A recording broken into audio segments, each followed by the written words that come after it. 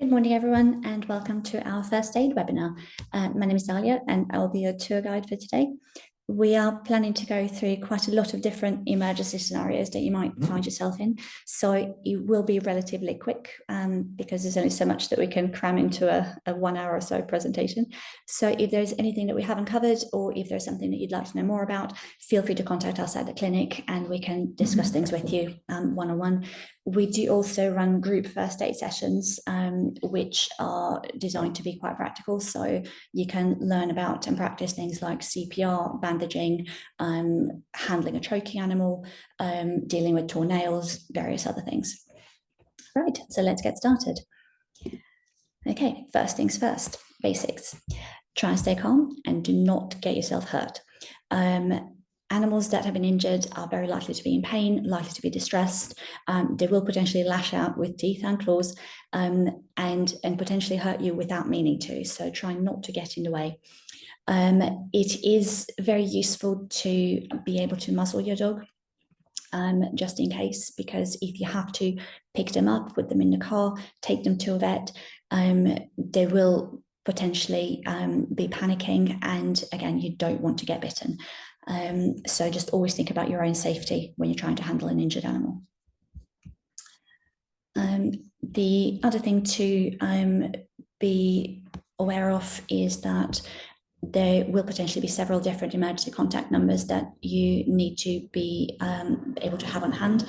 Your vet, obviously, also your vet's emergency provider, which may be different for out-of-hours emergencies. Veterinary Poisons Information Centre, and they also run the animal poison line. That's a very useful contact number to have because they do run the line 24/7. And if your pet has eaten something potentially toxic, they're a very good first port of call because they can generally guide you as to, is that something that's going to be okay, or is that something that you actually want to be rushing to the vet with? So yes, make a note of some of those useful numbers, keep them on the fridge, keep them in your wallet, just somewhere where they're handy. Okay, so let's get started properly. Step one, to recognize what's abnormal, it's useful to know what is actually normal because there's a lot of variation on what is normal. So it's important to know your own pet. So there are certain vital signs that we look at, very similar for people. So we want to look at a pet's gum color, capillary refill time, and I'll come back to what that is. You want to know how to take the heart rate, how to check their pulse, how to assess their breathing rate and the effort that they're making to breathe, and also how to check their temperature, which unluckily for them, we do with a rectal thermometer. So gum color and capillary refill time. So gum color should be pink. It can vary from pale pink to dark pink, and cats especially tend to be quite pale compared to dogs. So again, you need to know your own pet. Color also varies depending on your pet's emotional state and how much they've exercised. So things that can make a pet look pale are fear. So it's not always shock, but that is obviously a big one. But even just being a bit anxious can make them pale. Being cold can make them pale. Exercising or pulling on a neck lead can make them really, really bright red. So you've got to know your pet's baseline color, but also put that in context of the situation that you're in. But bottom line, bad colors, white, blue, gray, or purple. All of those are bad colors. Capillary refill time, how to check that and what does that tell us about? It is a rough assessment of the quality of your pet's circulation. So if you press firmly on the gums just above a tooth where the gums are nice and pink, so you blanch the gum, you take your finger away, and then you count how long it takes for that pink color to return, and it should be less than 2 seconds. If it's more than 2 seconds, generally means that we have a problem, and there could be things like dehydration, shock, a big bleed somewhere. Heart failure can do the same thing. Some pets, especially dogs, can have pigmented gums, so their gums might be even completely black, and that makes it trickier. Vast majority will still have at least one pink patch somewhere that you can access. If not, you probably won't be able to do the capillary refill time, but you can still look at their conjunctiva color, which also should be fairly pink. So that's your kind of option B if the gums are completely black. Right, next one is heart rate. So the easiest spot in which to feel a pet's heart is on the left side of the chest, just behind their elbow. And sometimes it helps to kind of pull the elbow forward a little bit to be able to better feel the heartbeat. Even in cats, you can feel the heartbeat quite easily. So to get a heart rate, we usually measure a number per minute, so how many beats there are in a minute. You can stand there for a whole minute if you have the patience or if your pet has the patience. But the easiest way to do it is to count how many beats there are in 15 seconds and then multiply by 4 to get your heart rate. And the heart rate varies quite a lot depending on the size of the pet, depending on their breed, their age, how fit they are. So again, it's important to know what is normal for your pet, because your pet's heart rate might be completely different from your neighbor's pet's heart rate. And yeah, I've got a couple of examples there. Puppies tend to have quite rapid heart rates, and 160 is not unusual for a young puppy. Whereas if you have a fit adult dog, they can be as low as 50 or 60. Cats in general are faster than most dogs, and normal for a cat is about 140 to 160 beats per minute. Pulse. This is not the best picture of somebody taking a pulse. I really need to replace this.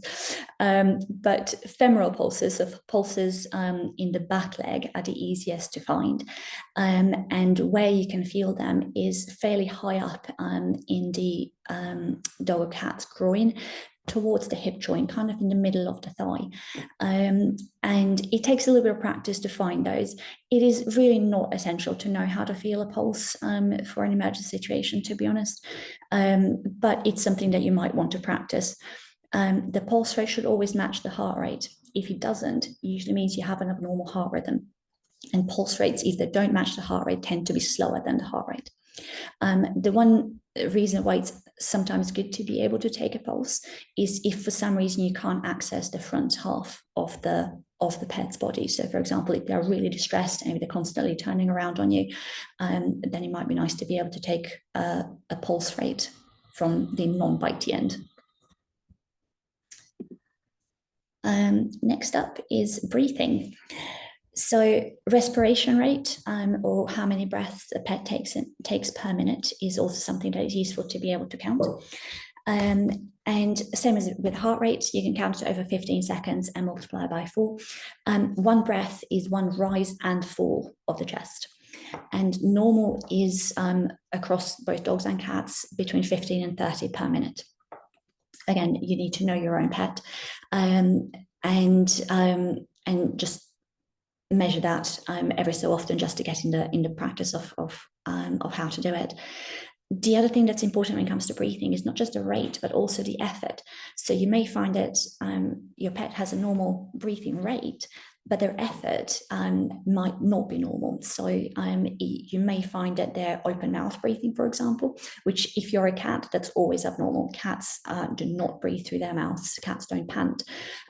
So if you find a cat panting, that's a problem.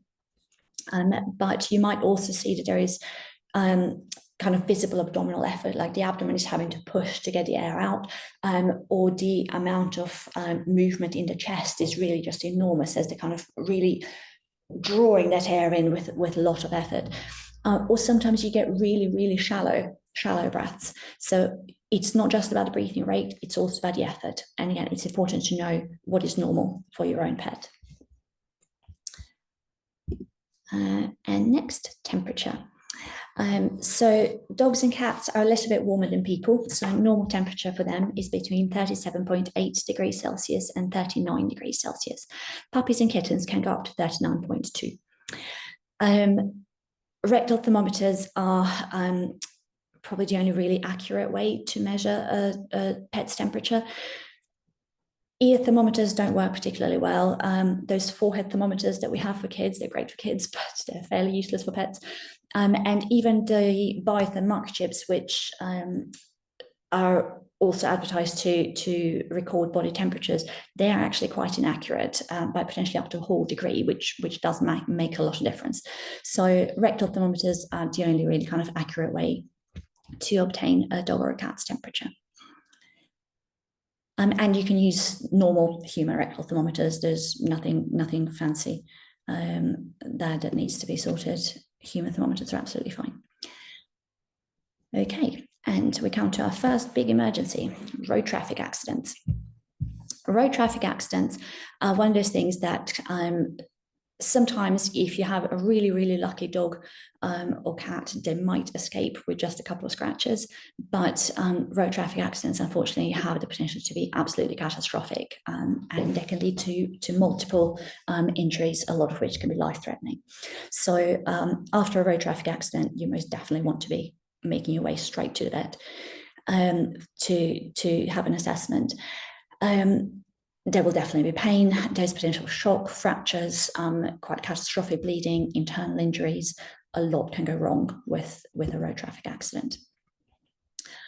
So when it first happens, you need to get your pet to a safe area, basically off the road, away from cars. Whether you do CPR or not, again, depends on whether you've had any training or experience with CPR and what your pet looks like. But on the assumption that your pet is still going to be alive, your priority is to get them to a safe place and get them to a vet. If there is any extensive bleeding, you definitely want to try and stop that. And we'll come back to that in a minute.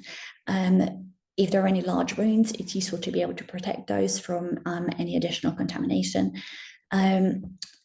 You do not want to give your pet any painkillers in that sort of scenario because A, they might not want them and that will just stress them out. And B, they might interfere with whatever your vet is going to want to give that pet on arrival. So don't try to give them any painkillers at that point in time. Likewise, don't try to offer them any food or water because they probably won't want it and they might get stressed by having it kind of forced upon them. So bottom line, get them to a safe area, stop any bleeding if you can, protect large wounds, get them to a vet. Which gets us to bleeding wounds. How do we stop bleeding? Fairly basic, put some pressure on it. If you have something clean for that purpose, that's better, but almost anything will do in that scenario, especially if you're having a catastrophic bleed. If you have a smallish wound and it's not a dire emergency that you're rushing to the vet for, you can put a bit of sugar on it and that can help clotting. Likewise, not plain flour, corn flour, sorry, couldn't think of the word for a second. Corn flour can actually help small wounds clot. So that's something that you can use in a pinch if you're struggling. If the wound is large, it's probably not going to be good enough. And pressure is definitely your friend there. Cleaning the wound is not essential in the early stages. I mean, especially if it's a smallish wound, if you've got something on hand that's fairly sterile and you can flush the wound with, that's great. But your priority is not to clean the wound at that point. Your priority is to stop the bleeding. So generally, pressure, bandage. Do not use a tourniquet. And this is not actually a picture of a tourniquet. This is obviously fishing wire stuck around a dog's leg, but same principle applies. A tourniquet is designed to cut off circulation. And that's okay if you're doing that for a few seconds. But if you're putting on a tourniquet and then transporting your pet to the vet, by the time your pet gets to the vet, you may have cut off circulation fairly permanently. So tourniquets are generally not helpful and can potentially make the situation worse.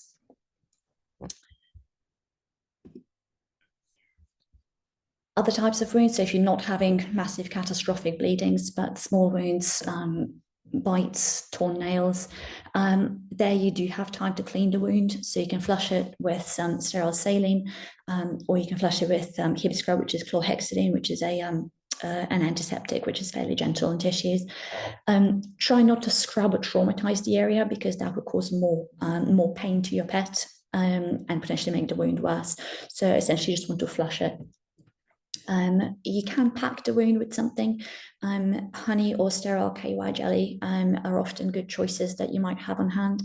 And then you want to place a dressing, and we'll come to dressings in a minute. And then contact your vet. Some bites or wounds will need stitches or antibiotics or pain relief. So always contact us, or take some photos of the wound as well before you bandage it. That's always helpful. And then give us a call, and then we can guide you from there. which brings us to bandaging. So what do you need? In a pinch, anything will do. In an ideal situation, a bandage has several layers. So you have an ointment for starters, and it's something that's going to protect the wound. Essentially, it's going to cover that open surface and protect it from anything else that it's contacting. Then you want your actual contact layer. And for that, we often use something like Melalin, which is just a plain dressing pad, but it has a non-sticky surface. You don't want something that's going to stick to the surface of the wound, because when you remove that, it's going to tear away that surface tissue from the wound, and that's going to be pretty painful and potentially cause more damage. So whatever your contact layer is, it wants to be non-sticky. If you don't have anything non-sticky, then you can potentially just use cotton wool, because although that will kind of leave fibers in the wound, at least that can be washed out and it won't traumatize the tissue. But ideally, you want a non-sticky surface contact layer. And I did put in not cotton wool, but gauze will do. That's supposed to be the other way around. Gauze will definitely stick and will definitely pull away that surface layer, so I'll need to change that. Then your next layer is an absorbent layer. So that's where we use Softband, which is the kind of soft wrap you can see on the left of that picture, or you can use cotton wool. That's a little bit bulkier, so it's a bit harder to handle. But you just want an absorbent layer so that anything, any kind of liquids or inflammatory substances that leak from the wound are absorbed within that and are not leaking all the way through the bandage. Then your next layer is a support layer. So that's what kind of holds all the previous layers in place, stops it from slipping, and stretchy gauze is great for that. And then you want an outer protective layer. And that's partly because our patients do tend to walk on their limbs. So when we're putting a bandage on a limb, that's going to be in contact with the ground. So you want to give it a little bit of extra protection to keep any kind of dirt or rain and things like that out of away from the actual wound itself. And then we'll generally also put a little bit of extra tape on top of the dressing if they're on a limb, just to make sure they don't slip down. So I think I've got some pictures of various layers one by one, but this is one of those things that's much easier to learn in person, and that's one of the things that we do teach during the practical sessions. So this is what a final bandage looks like. It is fairly bulky. You don't want it to be too tight, obviously, but you also don't want it to be too loose, because especially on limbs, they tend to just fall off if they're too loose. If you're bandaging a leg, you must include the paw, because that's what stops the paw from getting swollen up. And you also start the bandage from the paw. So you start from the bottom and you work your way up. Also, leg bandages, if we're starting from the paw, we also have to include the first joint, the first kind of major joint up above it. So on the front leg, we include the wrist, which is kind of there, and on the back leg, we include the hock. If you leave them below the wrist or below the hock, they will generally slip off. So one by one, we start with, so I think I've skipped a picture, but so this dog already has a little bit of honey on his wound and a Melalin non-sticky pad. So we start with some Softband, start from the bottom, work our way around that paw up the leg. Then we do exactly the same with our gauze layer, work that all the way up the leg, and then finally the vet wrap layer, and that little bit of tape at the top just to stop the whole thing from slipping down. Right, next emergency, heat stroke. So heat stroke is technically defined as body temperature of over 40 degrees Celsius, but some dogs will exhibit symptoms even below that, that 40 degrees. Exception to that is brachycephalic breeds. They most, and brachycephalic, that means dogs with, and cats actually, with those squishy faces. So breeds like bulldogs or Persian cats. Brachycephalic breeds have a much shorter airways, and also they tend to have narrow airways, big tongues, a lot of kind of membranes and tissue in the back of their throats. So they're not very efficient at relieving their heat by panting. So they tend to overheat a lot quicker, and they tend to start panting at lower temperatures than a non-brachycephalic breed. So always be careful with brackies, and never ever get them heat stressed if you can help it. Signs of heat stroke: heavy panting is the obvious one. Often the animals are quite restless and unsettled. A lot of the time they'll be drooling saliva because they're trying so hard to breathe, they actually don't want to stop to swallow. Their gum color will often change. Dark red is common, but in the early phases. But then as they start becoming a bit oxygen deficient, they can start becoming blue or purple. Heat stroke can very quickly lead to seizures and also internal injury like liver and kidney failure, extensive internal bleeding, and ultimately death for some, unfortunately. So heat stroke is something that we definitely want to prevent, or if it happens despite best efforts, we want to get that treated as soon as humanly possible. What to do with heat stroke? This is one of those situations where actually you can do an awful lot at home. So this is actually not a run straight to the vet. It's actually a case of get your pet cool down first and then go straight to the vet. So step one, get your pet out of that heat, into the shade, into a cooler area. Pour cold water over them. If you're using a hose and if the hose has been outside, just be aware that on a hot day, the first bit of water that's in the hose that comes through the hose is going to be quite hot. So just run the hose until you get cold water out of it before putting it on your pets. But essentially, you want to soak them with cold water. Don't wrap them in wet towels. That is now slightly outdated advice. Problem with wet towels is that the body heat of the pet will actually heat the towel back up fairly quickly. So you do need to change the towels very fast and be very vigilant. So it has the towels do have a tendency to backfire sometimes. So don't worry about the towels. Just pour water over the pets. Wet their ears and wet their paws. Those are the two areas through which their body dumps heat. So definitely pay attention to those, but essentially immerse the entire body in a true heat stroke situation. You can use a fan if you've got one, and then get your pet to the vet. So just do a few minutes of cooling and then get your pet to the vet. The one thing to be just aware of is don't overcool them. So it's useful to have a thermometer. Once their temperature gets to about 39.2, you want to stop, because the body will keep on losing a bit of heat beyond that. So you don't necessarily want to get their temperature all the way back to normal, but just close to it. There are a lot of myths that float around the internet about using ice cubes or lemon juice. Please don't do that. It doesn't help and it will just make your pets really stressed. Don't force them to drink. It might be tempting to make them drink, but actually if they're are properly overheated and panting, they won't necessarily be able to drink, because like we said before, they won't want to stop breathing in order to swallow. So offer them water, but don't force them to drink if they don't want to. They will drink when they're ready and able. And also, especially if you are cooling them and immersing them in water, do not ever leave them unattended.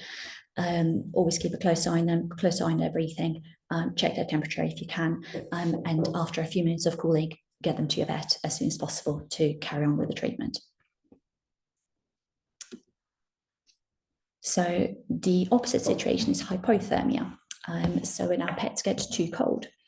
Now, to be fair, we're not a super cold country, so that doesn't often happen in the UK, but it can, especially if, for example, you live near a body of water and your pet goes swimming in the winter. That's actually not an uncommon way for them to get hypothermia.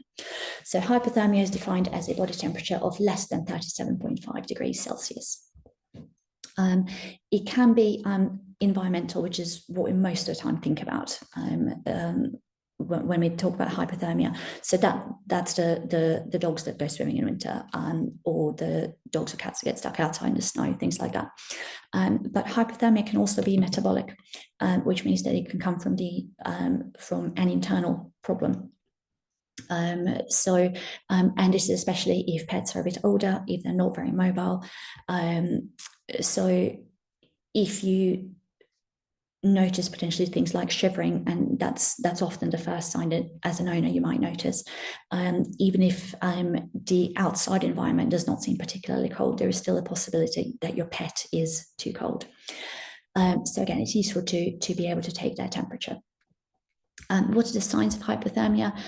Shivering, like we said, tends to be the most obvious one, but shivering stops once they get really cold. I actually can't remember what sort of temperature, but I think it's around 36 degrees Celsius they stop shivering. So if they get really cold, you might not actually see the shivering at all. Cold pets tend to be lethargic. They tend to not want to eat or move or do very much. And hypothermia can be ultimately, unfortunately, fatal if it gets bad enough. It certainly can lead to various organ failures and shock. So hypothermia is not to be messed around with. What do we do if our pet is hypothermic? Yes, absolutely. You want to get to the vet, but you want to warm them up as well as you can before that. So wrap them up in blankets, use hot water bottles. Word of warning about hot water bottles, you should not ever have them contacting pet skin because they can burn. Basic rule of thumb, if it's too hot for you to hold it against your skin for any length of time, it's going to be too hot for your pet despite their fur. So always insulate hot water bottles, wrap them in a towel or wrap them in a blanket before you press them against your pet.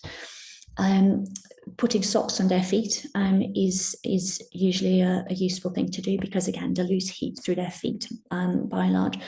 So wrap up their feet, wrap up the whole pet, get some hot water bottles, get them in the car. Fire blankets. I'm not a fan of fire blankets. I see them in a lot of pet first aid kits, but if you've ever unwrapped a fire blanket, you know that they're both rustly and noisy, and they're reflective. And vast majority of pets are not big fans of things that are rustly and noisy and reflective. So especially if you have a pet who's not well or who's stressed, last thing they want is to be wrapped in something reflective and rustly and noisy. So I'm not usually a fan of fire blankets.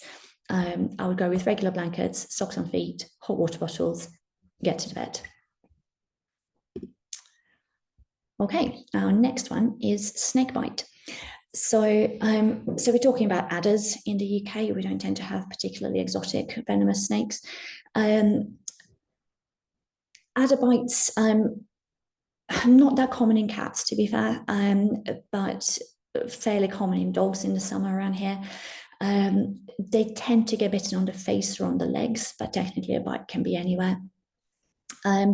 You generally get pain around the bite and also swelling, and after a day or so you'll also start to see some bruising. Snake bites can cause infections. They don't always, but they can cause infections, and the toxins in the venom can also cause skin sloughing in some cases. So sometimes the skin will get so injured that it will literally kind of come away after a few days and create an open wound. Depending on how much venom is injected into the dog and the size of the dog, you may not get any symptoms beyond what's around the bite. But if there is significant venom that is injected, and especially if it's a smaller dog, you can get potentially life-threatening symptoms. So they can get lethargic, they can collapse. The venoms can lead to internal bleeding, vomiting, shock. So it can get fairly serious for some dogs. So with snake bites, we would generally say you do want to go to the vet, but not every dog will need to be hospitalized and treated with antivenom. Some of them can just be treated locally for the bite. So it very much depends on what the bite looks like, what state the dog is in, the size of the dog, various other parameters. But it's very rare that the dog will not need any treatment at all. So if you think your dog's been bitten by a snake, or if you have seen it happen, just contact the vet straight away and then we'll guide you from there. Also some basic rules. Don't touch the snake. The snake's clearly already been upset enough to bite once. It might bite again. Don't touch it. Don't try to kill the snake. Adders are protected in the UK, so that's illegal. So essentially, leave the snake alone, get your dog out of the way. Don't interfere with the wound. You can flush it. So if you have some sterile saline on hand, you can flush the wound, but don't apply a tourniquet and don't put a dressing on unless the wound is bleeding profusely, which very few do. Applying a tourniquet, again, is slightly outdated advice.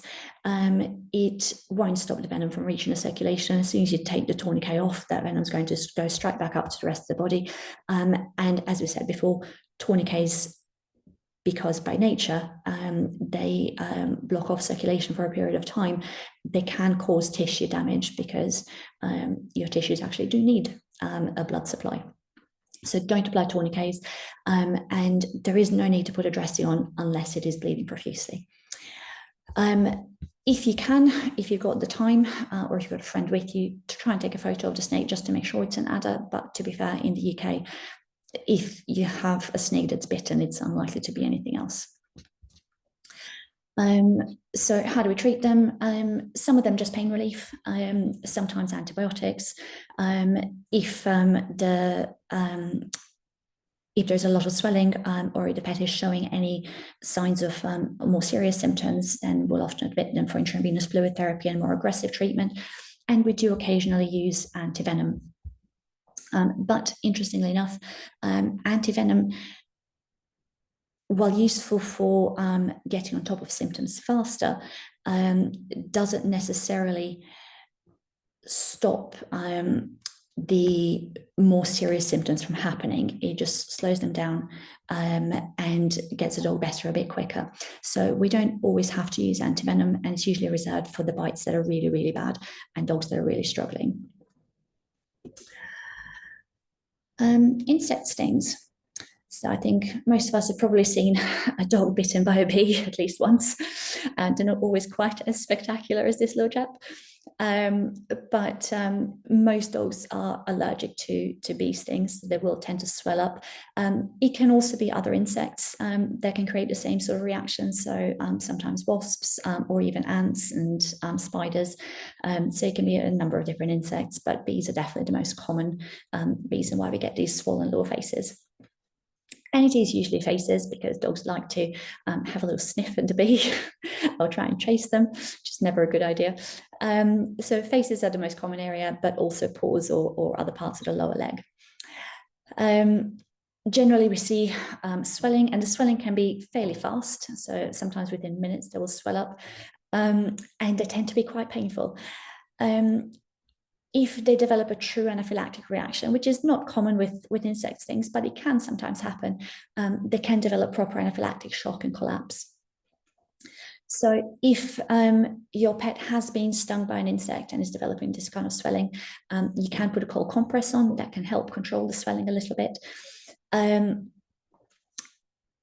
I'll come back to antihistamines actually, but I would always suggest that you go to the vet, because what we want to do is give them medication to stop the swelling before it becomes dangerous. And dangerous swellings are the ones that start to progress towards the throat and obstruct your pet's ability to breathe.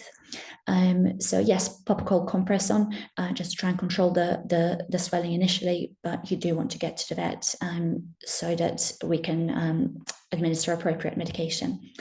Antihistamines are often a part of that, but very recently the rules on antihistamine prescribing have changed, and it is now illegal for vets to tell you what dose of antihistamine to give your pet.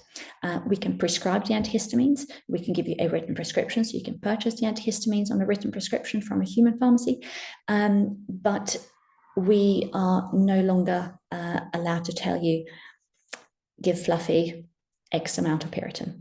That is now illegal, and I am just as impressed with that as everybody else is. Yes, so all the antihistamines are part of treatment for insect stings. In most cases, they now have to be administered under veterinary guidance.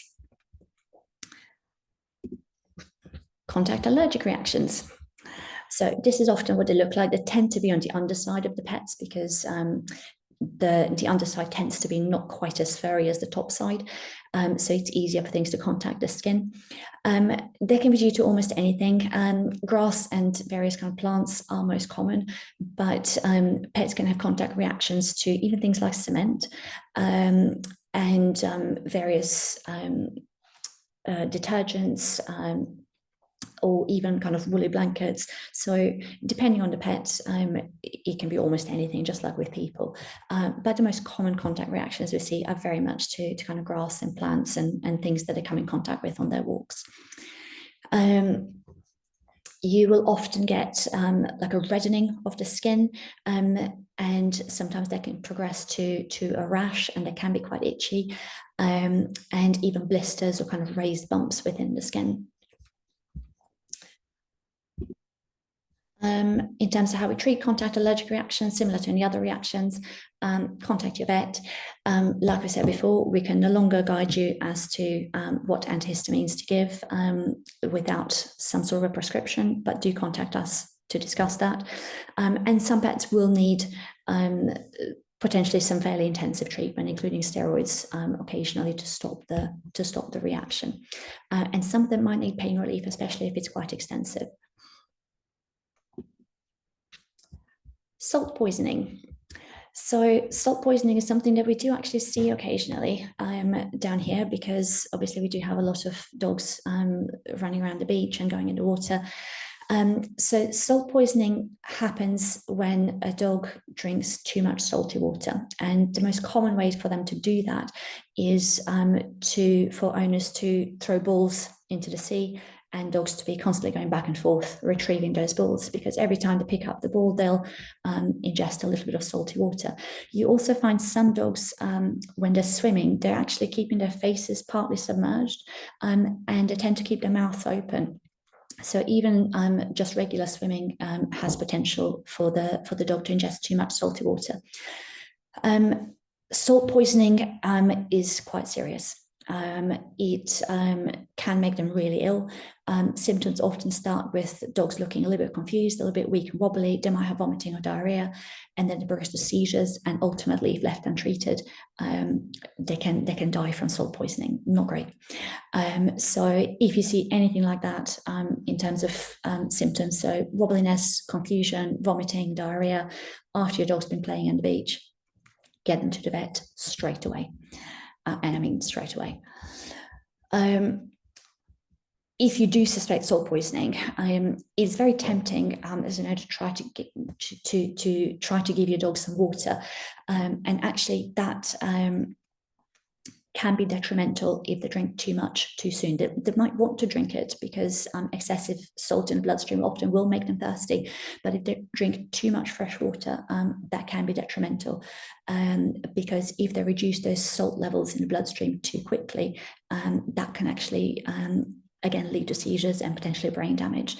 So don't be tempted to let your dog drink loads of water after a situation like that. Take them to the vet, where they can have intravenous fluids, where the kind of sodium levels in the bloodstream can be dropped down in a slow and controlled fashion. Depending on how bad the salt poisoning is, sometimes these little guys need to be hospitalized for 2 to 3 days, but most of them do make a full recovery. Next one, seizures. So seizures are one of those things that you think that you know what a seizure looks like, but actually sometimes it can be a little bit tricky to know for sure whether your pet is having a seizure or not. A classic seizure is very easy to recognize. So they will normally fall to the ground, they'll be unconscious, but their eyes tend to stay open, but they're just not aware of anything that's going on. Their legs will paddle, they might salivate, they might urinate, they might defecate, you might see muscle tremors. Those sort of classic seizures are fairly easy to recognize. You can also get partial seizures where you just get kind of one limb that's twitching, or even in cats, sometimes just their whiskers are twitching. So partial seizures can sometimes be a little bit trickier to recognize. And there are also some dogs who faint for various reasons. And fainting can sometimes be mistaken for a seizure, but the best way to tell is that when they're faint, they don't move, so literally just look asleep. Whereas if it's a proper seizure, yes, they're still on the ground, but you're getting the paddling and the tremors and the salivation and all the other signs. Prolonged seizures, so seizures in excess of 3 minutes in duration, can lead to heat stress, because while the body's kind of paddling and tremoring, it's actually building up heat and the temperature will rise. The prolonged seizures can also lead to brain injuries, and they can cause damage to the internal organs, partly because of heat, partly because there's a bit of an oxygen deprivation situation happening. You can't stop the seizure without drugs, essentially. So there's nothing that you can do at home that will stop the seizure. The best you can do is make sure that while the seizure is happening, your dog or cat is not going to injure themselves any further. So just move furniture out of their way so they're not bumping into anything. Make sure they're not at the top of the stairs and potentially falling down the stairs. So essentially just give them a bit of space and give the seizure time to resolve. Time the seizure, that's usually helpful. And call the vet, let them know the seizure's happened. And once the seizure stops, take your pet to the vet so that we can examine them and discuss what happened, why it might have happened, how we deal with it. Toxins. Lots of things are toxic. The kind of usual suspects: chocolate, grapes, raisins, basically anything in the grape department. Many human drugs can be toxic. Ibuprofen and paracetamol are the two big ones. Onions and garlic by extension, although onions are much worse. Things like xylitol, which is an artificial sweetener that you do find in sugar-free gum most often, but it can also exist in various other kind of sugar-free foodstuffs. Macadamia nuts are also something that can be toxic to dogs. When it comes to, so let me just go through these and then we'll come back to that. Chemical toxins, so things like slug pellets, rat poison, fertilizers, antifreeze, even things that might look benign, like human multivitamins. They are designed for humans, and doses of vitamins are quite different when it comes to dogs and cats. And too much vitamin D is actually a fairly common toxicity if you give your pets human multivitamins on a regular basis. So basically, don't give them any human medication without running it by your vet first, is the bottom line. But if you think your dog has had, let me just go back a little bit. If you think your dog has had something toxic, like we said before, the animal poison line is a free resource, and they're brilliant at guiding you as to how serious that might be, because some things, especially if you have larger pets, something might be absolutely fine, they might be able to deal with that, but it's one of those situations where it's always best safe than sorry. So contact a poison line or contact your vet and get some guidance as to what needs to happen. If your pet has eaten something that we do think is going to be a problem, obviously we're going to tell you to come in and see us straight away, but it really helps to bring along the packaging of whatever toxin they've eaten, just so we can look at how much is in there, what the concentration is, what the actual active ingredients are. It really helps to work out how best to counteract the toxin. So next one, choking. So choking is generally life-threatening. I mean, that's fairly obvious. And choking is usually fairly recognizable. I mean, it will be very acute. Your pet will have significant difficulty breathing. They will be making choking sounds. They'll be trying to kind of hack and cough something out. They'll be panicking. They might pour at their mouth. And their color, their gum color can become quite horrible and kind of purpley grey-blue as they get oxygen deprived. If your pet is conscious, and this is really important, if your pet is conscious, don't put your hand in their mouth unless a bit of whatever it is sticking out and you can grab it, because you will get bitten. If they are unconscious, that's the time when you can open the mouth and try to remove the obstruction if you can see it. Bottom line with choking is that you actually want to get to your vet ASAP, because even if there is a bit of something sticking out of your pet's mouth and you think you want to grab it, you don't necessarily know where the other end of that thing is. And pulling it out, you may potentially cause extensive bleeding, more harm, more pain and distress. So it's one of those situations where it's actually really difficult to try and help your dog properly without just rushing to the vet first. So if you think you can safely remove whatever it is they're choking on, then try to do so. But generally, just get your dog to the vet ASAP. And choking actually is one of those things that we'll discuss a lot more during the practical sessions, because then we can show you a couple of techniques for potentially trying to get them to bring up whatever the object is that's stuck. So our next topic is burns. So burns are painful pretty much by definition, and they also very easily become infected. So if your pet's had a burn, very much like we would advise for a person with a burn, soak that burn in cold water for about 10 minutes. Don't soak the whole pet because we don't want to cause hypothermia, but just soak the area for about 10 minutes. Don't put on any creams or ointments or anything at all. Just keep the area clean and get them to the vet as soon as you can. And then we can assess the burn and deal with it. Some burns can be full thickness, and they can be bad enough to cause skin loss over potentially quite a wide area. So yeah, burns are usually something that you want to get to the vet with once you've cooled them down and soaked them. And then we have a few miscellaneous things.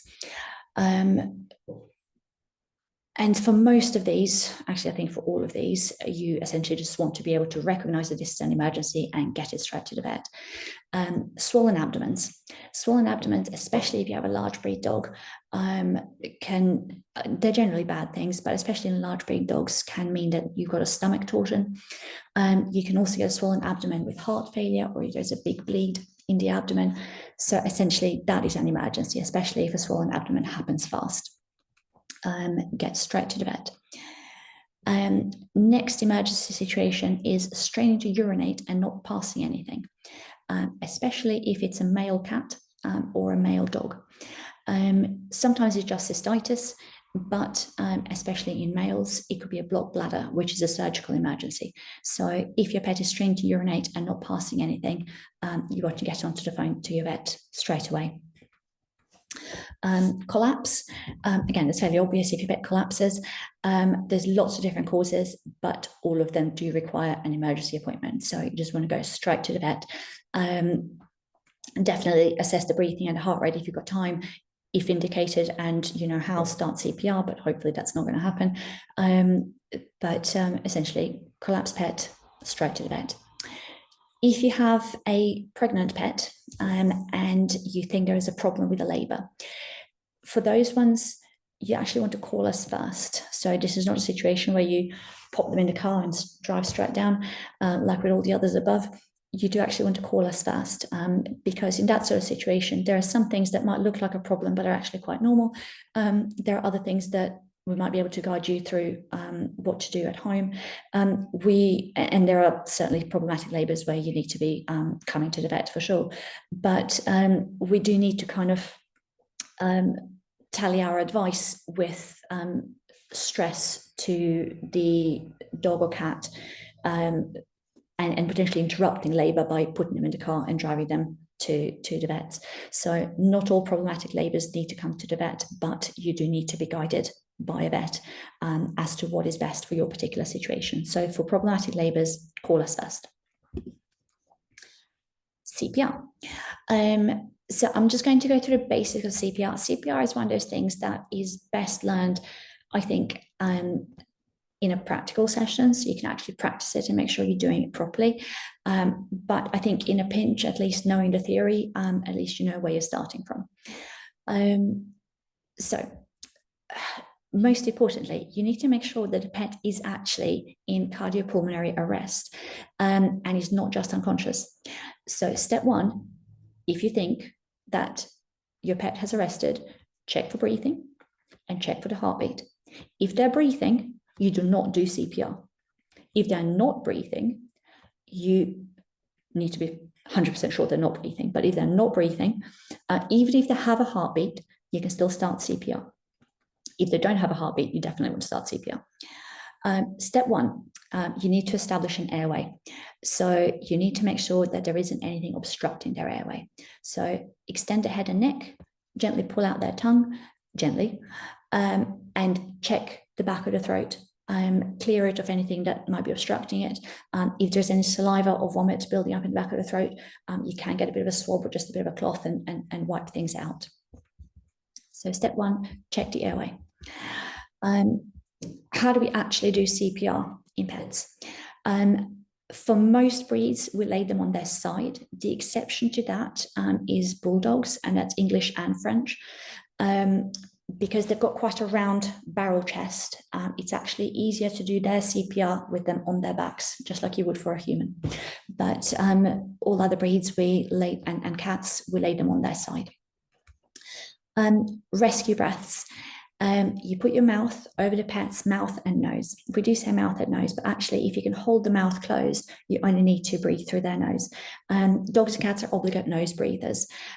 So although dogs can pant, they generally will breathe through their nose. So long as you hold the mouth closed, you can just give them breaths through their nose. What you want to do is give them quite a forceful breath that lasts for about 2 seconds. So just take a big breath in and then just go through the nose for about 2 seconds. You should see their chest expand. If it hasn't, you haven't blown hard enough. And especially in a big dog, this can actually be really difficult. You want to give them 2 breaths in a row and then 30 compressions. I do put in their chest compressions only if there's no heartbeat. Technically, if they've definitely stopped breathing, you can give them chest compressions even if there is a heartbeat, but you need to be 100% certain that they've stopped breathing. I cannot emphasize that enough. So how do we do chest compressions? So with a pet on their side, the heart is just like you remember from the start where we were checking for the heartbeat just behind the elbow. That's where the heart is inside the chest cavity. So for small dogs and cats, and for what we call keel-chested breeds, these are our greyhounds, so greyhound type bodies. So small dogs and cats and greyhound type bodies, you put the heel of your hands about 1/3 up from the sternum. So if you look at it, so the sternum is the breastbone, which is at the bottom of the chest. So if you look at the breastbone at the bottom of the chest, the spine at the top of the chest, 1/3 of that distance from the bottom up, that's where you put the heel of your hands. And just like with a human, you do that. Okay. I don't know if you can see that. So you kind of grab your hands like that and you press with the heel of the bottom hand. For medium and large round-chested breeds, so these are our Labradors, Rottweilers, more solid type chests, you're actually doing your compressions over the peak of the chest, which is usually about halfway up, so kind of the widest point of the chest. And as we said before, the bulldogs and flat-chested dogs, the kind of more round barrel-shaped dogs, we position them on their backs like we do a person. And then we go over kind of the first third of the chest, first third to a half. So you press your hands together, your fingers interlocked, just like you do with human chest compressions. You do want to have your arms straight, so you're generally kneeling behind a dog or cat, and you need to be tall enough to be able to do the compressions with your elbows locked and your shoulders kind of pressing straight down over your hands. Again, this is much easier to learn in a practical session than kind of with pictures. Compressions are 100 to 120 per minute. And you want to do about 30 compressions, then 2 breaths, 30 compressions, and 2 breaths. With cats and with small fragile dogs, so little chihuahuas or small Yorkies, you want to be quite careful. You're not necessarily compressing with all of your body weight going onto their chest. And sometimes we, in fact, don't do double-handed chest compressions with cats. We'll often do them with just a single hand underneath the chest. And a thumb over the top, and just squeeze your thumb against your hand. So there's a little bit of finesse depending on the shape and the size of the dog or cat that you're treating, but this is roughly the rules. And which brings us almost to the end. What should you have in your first aid kit? I clearly haven't updated this since the new legislation and antihistamines came in. So basics, you want things that you can make a bandage out of, including scissors and some tape. Ideally, you want some sterile saline so you can flush wounds or you can flush out eyes, some Hibi-Scrub, which is, as we said earlier, our chlorhexidine antiseptic. If you have any antihistamines that the vet has prescribed, you can put them in your first aid kit. Likewise, there is lots of skin ointments that you can use, or including Manuka honey or a little bit of sugar. To help the wounds. You also want to have a tick remover. That's a very handy little tool. Ideally a blanket, and I appreciate you can't put a blanket into a first aid kit, but especially if you're taking your dogs out for walks in or driving somewhere in the car, just having a blanket in the back of a car is a useful thing. And having a buster collar or a muzzle is also useful. Like we said at the beginning, if you have a dog who's been badly injured, who's distressed, who's lashing out, being able to immobilize the teeth so that you can actually help the dog is a useful thing. And a buster collar can actually be quite handy because then you're not necessarily having to get near those teeth. You can just wrap it around the neck and then teeth can no longer reach you, and you can pick up the dog and get them to a safe place. It's roughly what a first aid kit looks like. Okay, and that brings us to the end of the webinar. Thank you very much for listening. Please do let us know if there are things that you'd like us to cover that we haven't, or things that you'd like us to go into more detail with. This is kind of take one on the webinar. We are very much open to amending and improving as we go along. And if you're interested in coming to one of our practical sessions and getting a bit of practice on things like CPR and bandaging and how to deal with choking and a few other things, then give us a call at a clinic and we'll see you there. Thanks very much. Take care. Bye.